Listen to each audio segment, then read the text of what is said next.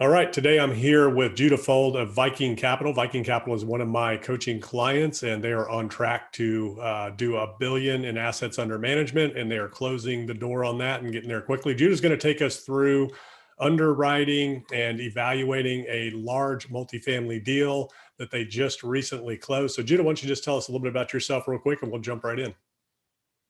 Yeah, sure. Thanks, Greg. Thanks for having me on. So my background, I'll get into it briefly, is I'm what they lovingly call it, Viking recovering attorney. I practiced law for about 7.5 years, starting out doing criminal defense and civil litigation before building up a little bit of a real estate practice.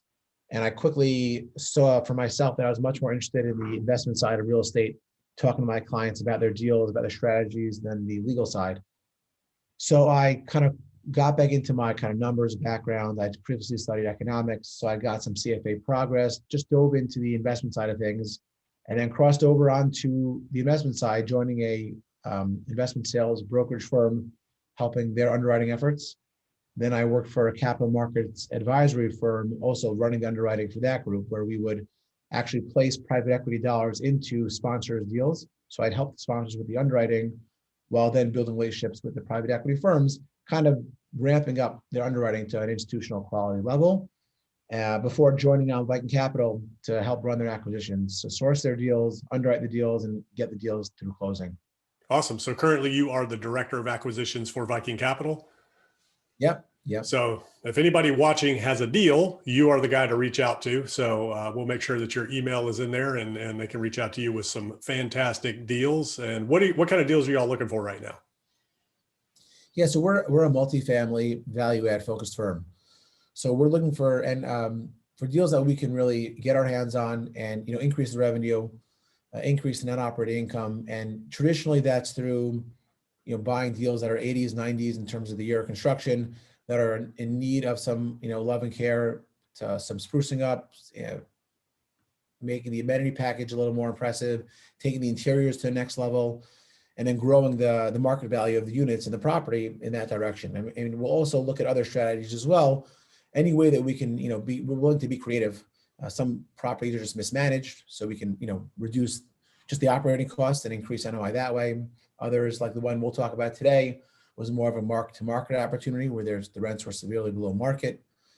So anyway, we can really increase the strategy. We're looking for properties at least 200 units, up to 450 units in good markets or in great sub-markets within markets across the U.S. Yep. And going from when I started with Viking, the $10 to $20 million deal to the 50 million and up deal. Yeah. Look at deal size. We can get up to 75 million probably in deal size, and we'll look at 25 and above. So really the quality of the deal, but that's kind of the sizes that we look to kind of target. Okay, cool. Well, let's jump right in. Great. So yeah, happy to tell you, this is a deal that, and let me pull it up. This is a deal that came our way, and there's a bit of actually interesting story behind it. So let me just share my screen and check with you, Greg. Can you see my screen? Yep, I've got it. Okay, fantastic. This is a deal that actually came our way originally in the summer of 2020. So it was kind of a little past the heart of COVID. This came across my screen, and it looked at first like an interesting opportunity. This is the OM that was provided by CBRE, the sales brokerage firm. It immediately saw that it was in Stockbridge. We already own a few assets in Atlanta. Stockbridge, what we immediately saw that we liked about Stockbridge was that it's a little pocket south of Atlanta. Now, historically, the south side of Atlanta has had a lot of troubles. So a lot of investors just kind of see anything on the south side of Atlanta and they write it off. We're willing to kind of look at, like I said, the better parts, even of maybe areas that aren't getting as much love and attention. And this submarket is certainly one of them. Things that immediately also popped out, the 1999 vintage is great. We look at 80s and above. This is kind of the late 90s is when you're transitioning from kind of the value add deals where there's, it's in need of some work, to possibly, late into the 2000s where stuff's kind of more brand new. There's less you can really do to it to add some value and increase your revenue. The unit mix, something that immediately also popped out. This is especially during kind of COVID, but also just kind of trending in the market in general. 2 and 3 bedrooms are more favorable right now than 1 bedroom units. So whenever we see more than 50% 1 bedrooms, something we take note of. And this certainly fit that mix, having only 36% 1 bedrooms. One thing that I'm not sure if it's going to show on here, but also that was of note to us, was that the seller on this deal was American Landmark, and they are a large, reputable firm. The head of that firm has already built up one company up to 40,000 units and sold it, and he's now up to like 30, 40,000 again in a second iteration of the same kind of business. But they're institutional quality. They take good care of their properties. In my previous job, I'd actually helped raise equity for them, so I had a somewhat of a relationship with them and just thought highly of them. And they actually bought it from Bridge Investment Group, another institutional firm that also takes great quality care of their properties. So I had an immediate comfort level knowing that there were probably less deferred maintenance on this property, given the 2 successive institutional quality owners that predated our purchase of the property. Yeah, and pretty much an arbitrage play for those guys. So this is how it all starts. So this unit, this deal here, a lot of people will look at this OM and say, man, where's the opportunity? It's a great looking asset, but this is 368 units, probably trading 60 million bucks plus or minus, right? Yeah, the guidance was actually 53 was the guidance pricing on it. Yeah. Yep, 53 million. So when you look at a deal like this, you want to start with that OM, you want to start with these metrics you're looking at in unit mix. What's the deferred maintenance look like? Who's the previous owner? What was their play? And then when you are looking at mark to market, what are the first things that jump out at you in evaluating potential upside? Yeah. So again, these owners, so they bought in 2017, and I quickly found out they had renovated all of the units. So the first question, like you said, Greg, was, well, what else is there for me to do here? So in a quick conversation with the broker, it came about, it was a bit of a story they were telling, and just to give you an idea, this is the unit interiors that they put in on the first floor, this flooring, LVT flooring throughout. They'd already put in nice cabinets, nice backsplashes. So the story here was a mark-to-market opportunity, that rents were just severely below market. And it almost sounds a little cute. So that's why when we get into it, we're going to dive into the numbers and, vet out the broker story, which you should always do. But essentially, when they bought in 2017, they had put in their strategy. They were going to renovate all the units, take good care of the interiors, and they renovated the pool. They made a gorgeous clubhouse, renovated the interiors, and they were going to raise rents, and they were going to take those increased rents. They were going to see a nice IRR on their property and sell 4 years later. They actually self-manage, which I was aware of. They self-manage all their properties, and they were hitting pro forma and beyond. And to be honest, they kind of fell asleep on this property. They saw the numbers come in every month. They saw they were paying their distributions to their investors. They're outperforming their own projections, and the on-site team kind of fell asleep at the wheel. And when I say that, they had pro forma, I don't know, probably 3-4% market growth. Well, this market in Stockbridge, Atlanta, and I'll get to a map that shows a little bit of why, had experienced a tremendous growth way beyond 3-4%. It was getting like 5 to 8% average over the 4 years of ownership of rent growth. But like I said, their on-site team just kind of was putting in their typical 3% increases. Everyone was very happy at corporate. And come January, right before the pandemic, there was an increase in vacancy. And just this map is showing you some of what's going on in the area. This is, it's close to the airport. It's, there's one map here that shows the industrial corridor, the Fulton industrial corridor. Mm-hmm. There's a ton of industrial warehouse. There are a lot of employers that even during the pandemic, because people were still buying from Amazon, people were still ordering online, there actually was a surge in, employment in this actual area. Probably saw a lot of growth. Here's some of the stuff going on in the area. So all of a sudden in January 2020, there was a dip in occupancy. Vacancy increased. They didn't know why. They showed up on site and they saw that the property management team on the ground just really wasn't doing their jobs very well. And when they looked at market rents for the first time in a couple of years, they saw that they were severely under market, somewhere between 16 to 20% under market in their rents. So what they did is they started putting in a program called LRO. It's a daily pricing algorithm-based software, and there are a few out there, but LRO is one that's entirely algorithm-based and takes all the human input out of it because they kind of didn't trust their team on the ground, and they totally replaced the on-team management. And all of a sudden, they saw between April, which was again kind of heart of the pandemic, through the middle of the summer when this package came out, new leases were turning out at 14% rent increases, and renewals were around 7-8%. Yeah. So that was the opportunity. That was what they were selling me, that if we can just continue operating well and increasing rents, we can see some really great rent growth. So then I'll tell you the one hiccup though. So we'll get into kind of putting into the model, but I'll get here somewhere that here they get into their numbers. Mm-hmm. The downside and the big what if was that there was a loan assumption. Mm-hmm. There was a 4.4% loan. And when we dove into the numbers initially, it just didn't pan out. And I spoke to a number of other firms that and Greg, I don't know if you remember this part, but initially we passed on this property. Yeah. And most of the people I know about that when we ended up closing on it, their reaction to me was, I can't believe you bought that deal. The numbers didn't pan out because of the loan assumption. And everyone's dead on right. The numbers don't pan out with the loan assumption. But to skip forward a bit, we were looking at another property in late September. So again, this happened in early August. Late September, we're looking at another property in Atlanta. I reached out to the brokerage team and I said, hey, while we're in town, anything we should see? Because of COVID, our travel was few and far between as opposed to was previously. So they said, yeah, come check out Marbella Place. And I said, with all due respect, we've been down this road. It doesn't really pan out because of the loan assumption. And they said, well, actually, no. Sellers because rates have come down, defeasance has come down, they're actually willing to sell it free and clear now. Now, I don't know why the brokers didn't tell everyone with a CA this, and there could be a bunch of reasons why, but I don't think a lot of people knew they were going to sell it free and clear. So we immediately got on site, took a tour, and then we put it in an offer at 52.7, so a little under guidance because we wanted to leave a little bit of kind of wiggle room in order to compete with the bidding process that we knew was going to ensue.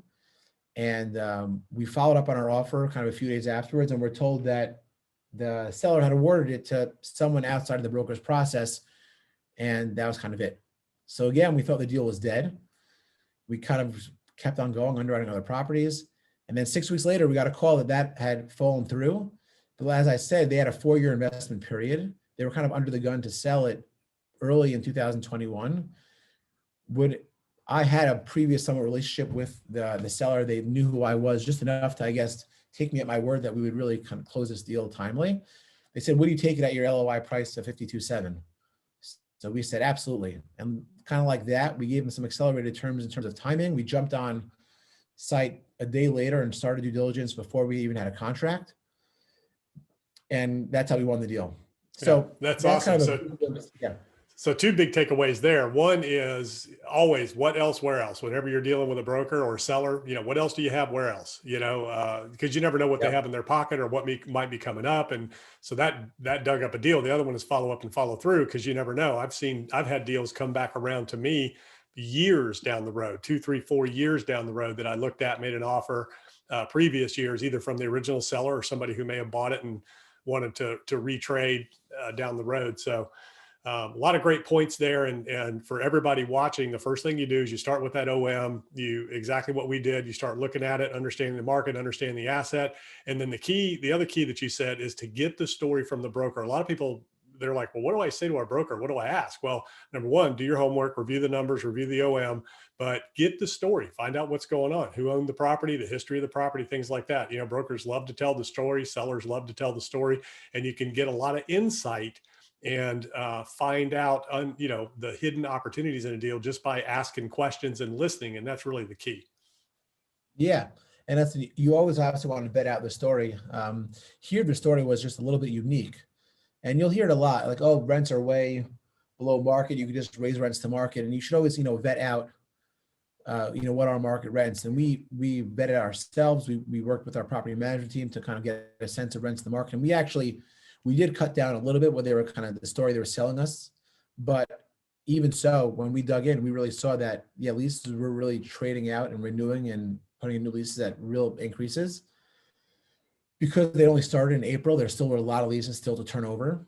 Yeah. So we ended up, we really believed the story, and then we decided, no, let's really dig in and kind of take it to the next level. And that's when we take the OM we get and the broker's numbers, and then we kind of throw it all to the side and recreate it ourselves to really try to Right. vet all that. And starting with this right here, the T12, for people that don't know what that is, that's the trailing 12 months of income and expenses, basically a P&L for the property. Yeah. So of real significance here is really the top two lines, right? So gross potential rent, which is if every unit on the property is leased up at full market rent, what's the best case scenario for the condition of the units as is? And then the next line is just what they call, loss to lease, which is really, okay, now if you take all the units that are leased up, oftentimes a number of them are leased at below market rents. There can be a lot of reason for that. You could have an owner who's just not aware what the market is. You can have an owner who's asleep at the wheel and just not raising rents over time, even though market rent has increased. You can give concessions. So you can, a new owner will often sometimes, a builder builds a new building. So more often new construction will often have, feel the pressure to lease up an empty building, and they'll offer concessions and, reduce rates in order to accelerate the timeline for leasing up the property. Mm-hmm.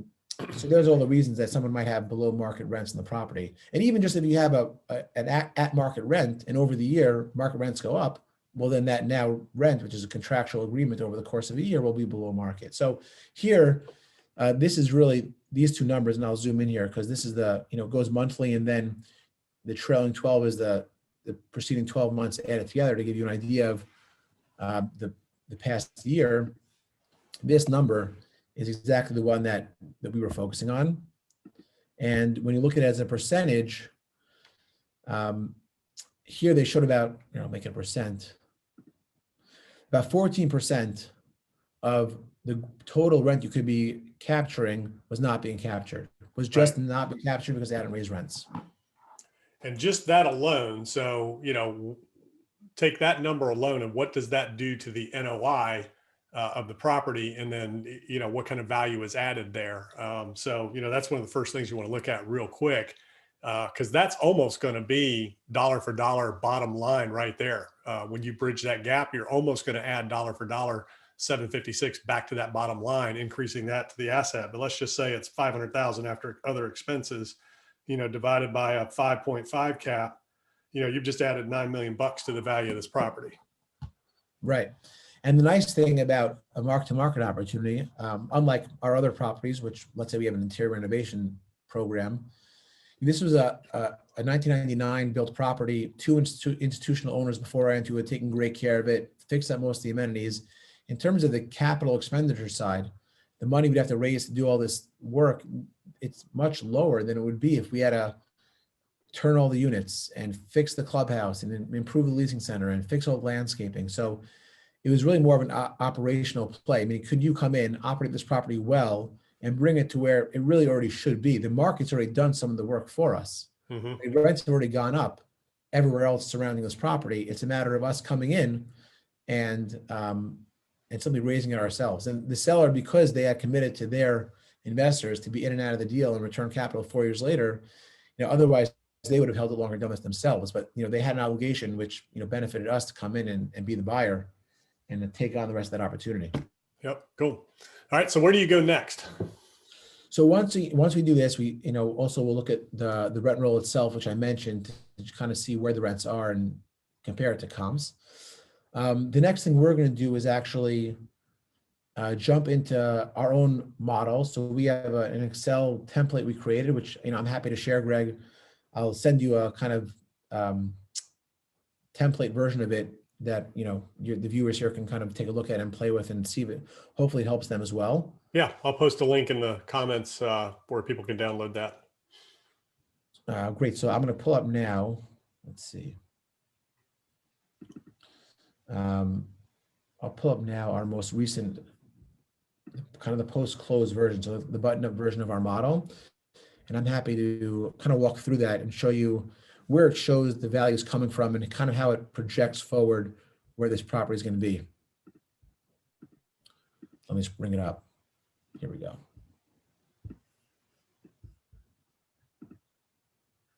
Okay, great. So here to kind of give a brief look into our model quickly. So this is the first page is kind of where we put all our inputs.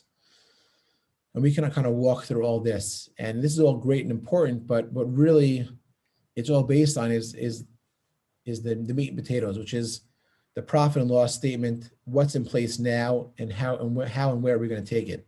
Mm-hmm.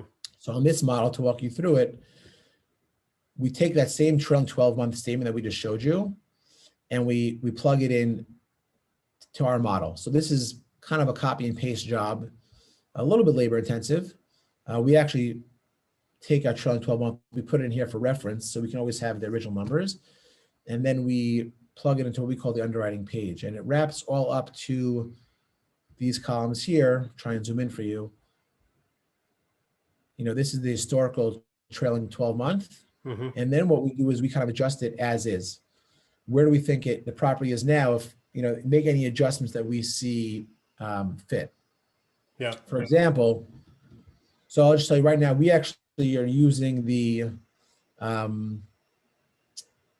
we were using the GPR, we took the up-to-date, you know, not the trailing 12 months, we took the current market rents in the property. Okay. And then we use the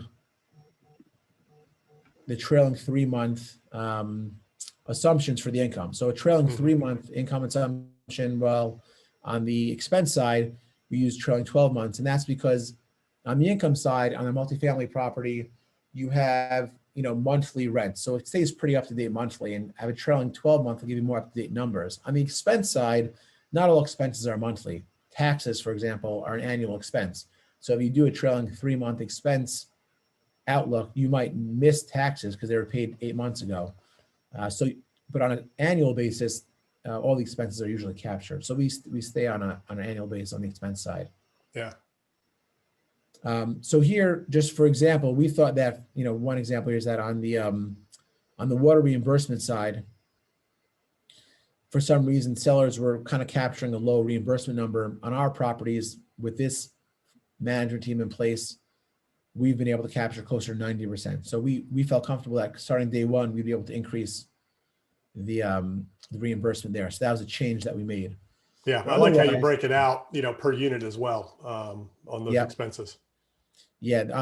On the income side, we do a per unit per month because, again, it's billed to tenants on a monthly basis. Mm-hmm. Whereas on the expense side, it's per unit annually. Right. So again, this property, unsurprisingly, given the owner beforehand, again, I do think highly of them. I would love to buy more from them. Things were operated pretty well. You know, you see 12 to 1400 per unit on payroll. They were maybe at 13. Everything was kind of as we thought it should be. So we didn't really have to make too many adjustments here. As we kind of come down here, and just to give an idea of NOI, you know, the one tax adjustment that we had to make, were taxes, just right here. Taxes and insurance. I'm sure you had to adjust the insurance as well. Yeah, insurance actually we had to adjust, but we got a more competitive quote. We lucked out timing with an umbrella policy we're putting in place. We actually were able to decrease our insurance costs going forward. Okay. And they've held true, which is actually was a blessing. Taxes though, because in this county, so in Atlanta, the law is that you don't change taxes unless there's been a significant change in the property.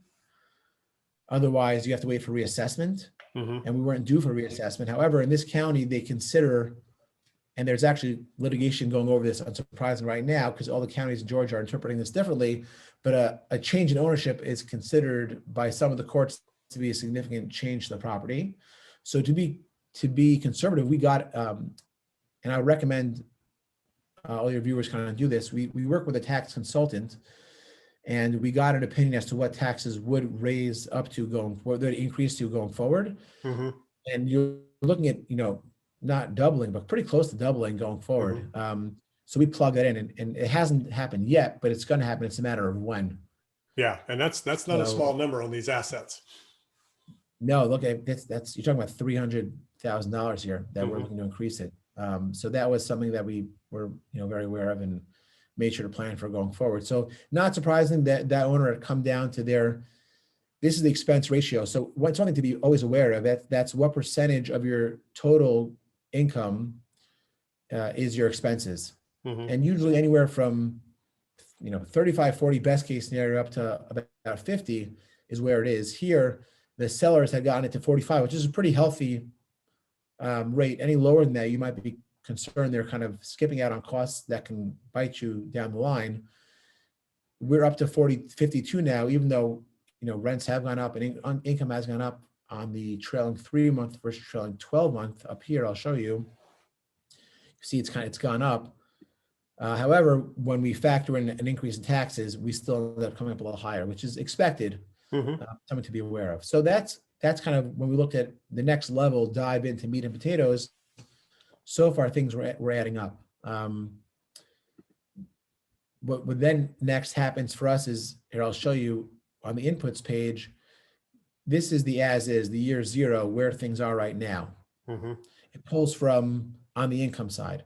It pulls from on the underwriting page right up here. So again, we're looking at the T12, where it is now, and this is reflective of where the property is now, where the loss to lease, which we spoke about earlier, the vacancy, concessions that have been offered, any discounts for employee units, and there's one model on the property, a model unit, and any bad debt, which climbed a little bit due to COVID, all nets out. So that's reflective here on the property. Now here's where we get to have fun, right, and play God, and kind of try and predict the future, where you think it's going to be. So we worked closely with our property management team. We thought it would take really about 18 months to burn off that loss to lease. But in order to be conservative, with a little bit unknown due to COVID, we said, no, let's say it takes us closer to, let's say, 2 years. Everything else kind of was already being operated pretty well. We thought we were uncertain at the time, and still a little uncertain how long it will take to kind of reduce the bad debt due to COVID. So we carried it forward, I think, a few years, again, to be conservative. Best case scenario, that gets cleaned up a little faster.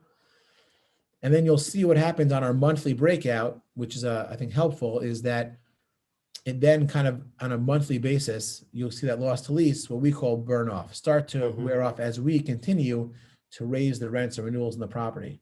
And we didn't want to come in and start kicking out tenants, even though we see a 14% increase on renewal as opposed to a 7-8% increase, 14-15% on new leases, as opposed to a 7-8% rent increase on renewals. We didn't want the higher vacancy. We were happy to take our time, especially because of COVID, and keep good paying tenants, which are hard to find, and just raise the rents as they can absorb them. And then if anyone doesn't want, the renewal rate, then we can look for a new tenant at a higher rate. So you'll see this kind of slowly but surely over the course of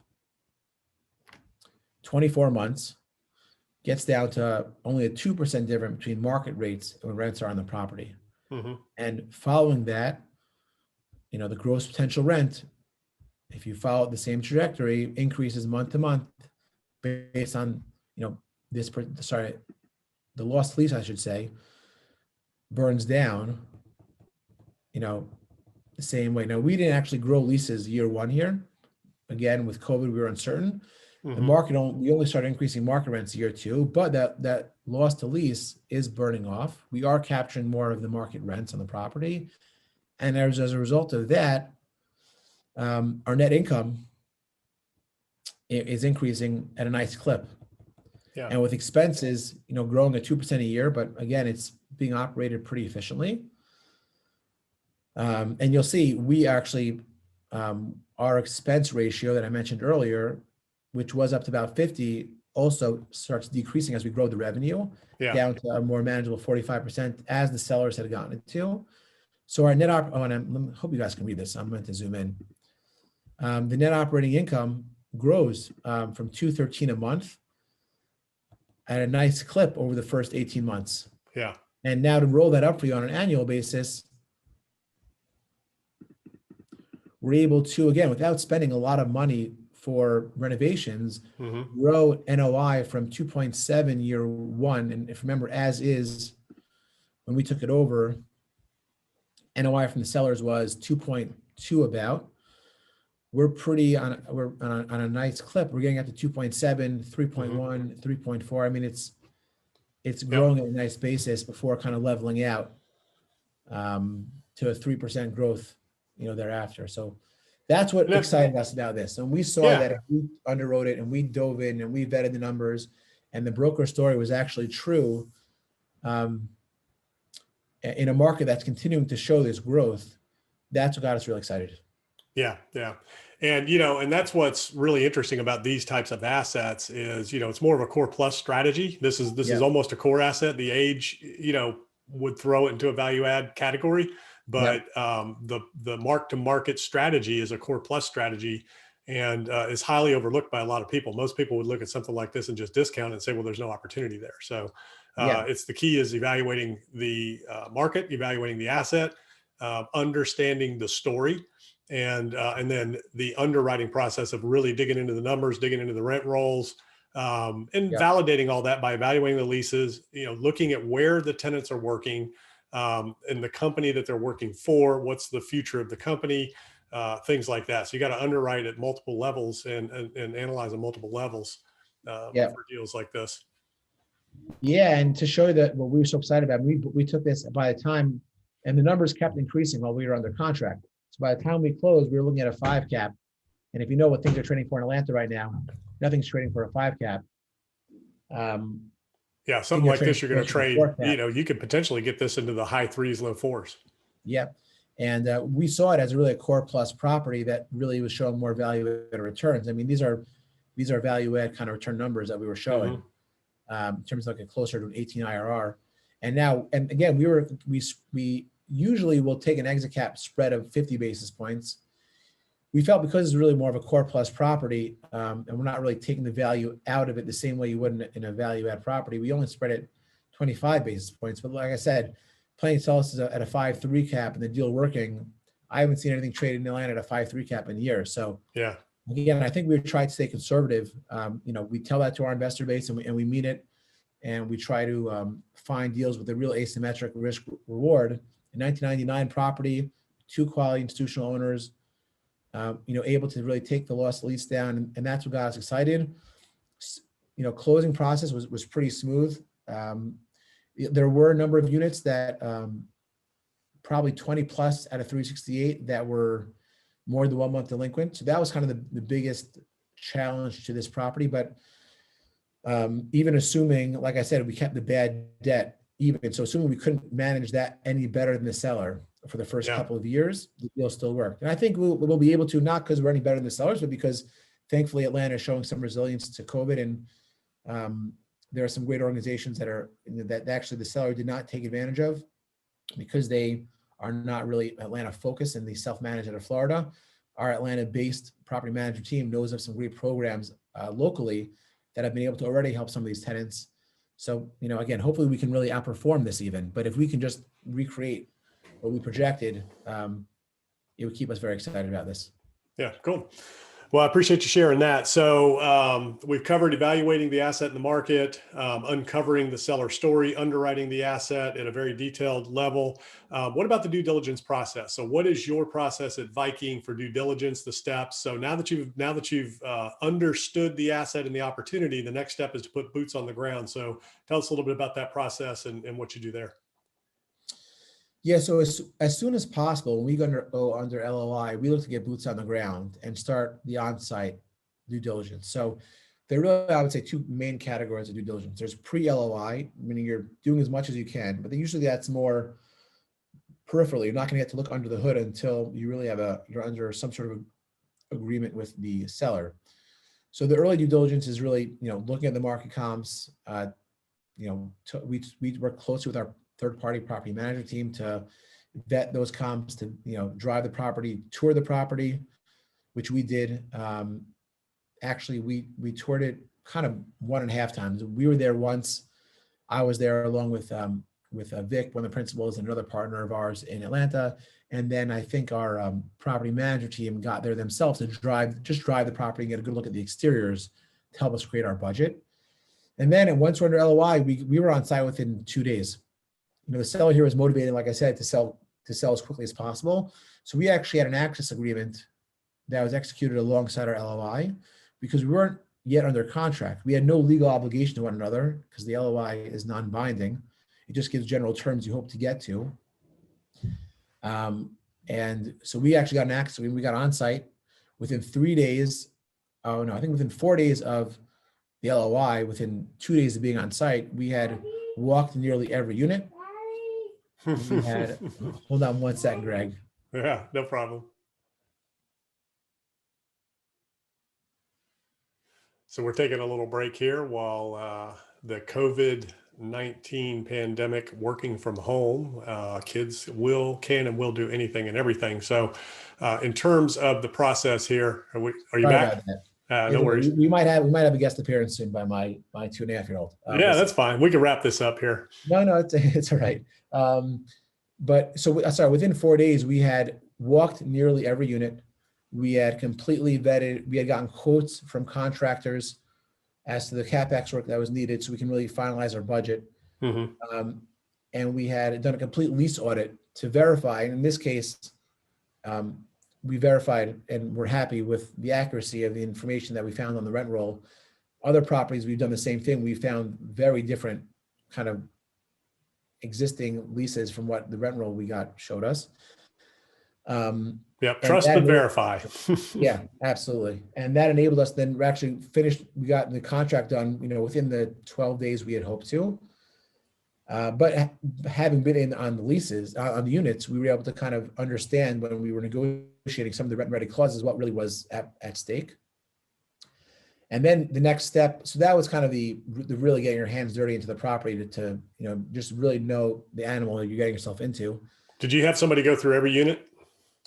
They walked almost every unit. With COVID concerns, I think there were about 20 something out of 368 they couldn't get to, but it was pretty comprehensive.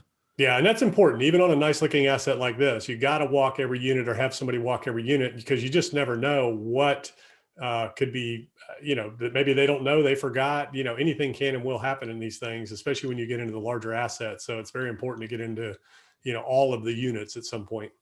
Yeah. And then with the lease audit, we got a report from our third-party property management team, First Communities. I highly recommend them. Anyone who's looking in the kind of Georgia Southeast area. We got a lease report showing very important information, average household income on the property. So we're not just in the area, which brokers will get you, but we were looking at an average household income of $50,000, which gave us, which made the rent payments less than a third of, the monthly income for the residents. Yeah. Median, which is, average can be skewed by some outliers. Median was about between 47 and 40 and 50. So it wasn't too far off. So we felt very comfortable with that. We got a sense of we saw all the lease applications. So we saw an idea of who's on the ground and where they work or where they had worked when they applied. And most of them were within 2 years old. So we got a report of where everyone works, and it was a nice mix, a diversified mix of exactly the employers we wanted to see and what's driving employment growth in the area and rent growth. So that was great. So once that was kind of wrapped up and we got to contract, we then, got third-party due diligence out. So, the environmental survey, the phase 1, which is, the preliminary environmental study on the property, where they kind of just surface test and see, are there any reasons that they would need to do a more comprehensive environmental study. And that's in multifamily properties, it's standard. You should absolutely do one. With good institutional owners, it'd be surprising if something came up, but you never know. So you got to do it. You got the survey, actually all we had to do was get the survey updated because the last survey wasn't that old. And so we got the survey done and then also the appraisal done. So the lender had to get the appraisal started. So those are kind of the third party you should get done for your own due diligence, but the lender is going to usually require them as well. So get those started ASAP because you don't want your loan to be held up by that process. So again, that went smoothly. The appraisal came in $1.3 million over our purchase price. So that was great news, not just for us, but our investors were very happy to see that as well. It gives you an idea of the intrinsic value you're buying into. Yeah, that's awesome. Well, Judah, I appreciate you taking time out to go over this with us and providing that model for people to use. And play around with. And I'll provide information in the notes for Viking Capital. So if you have a property, if you're a broker or somebody in that realm, and you have a property that is for sale, you can reach out to Viking. And if you're an investor looking to get involved in these deals, that information will be there as well. So Judah, thanks for joining us, and appreciate you taking time out today. Absolutely. Thanks a lot. All right.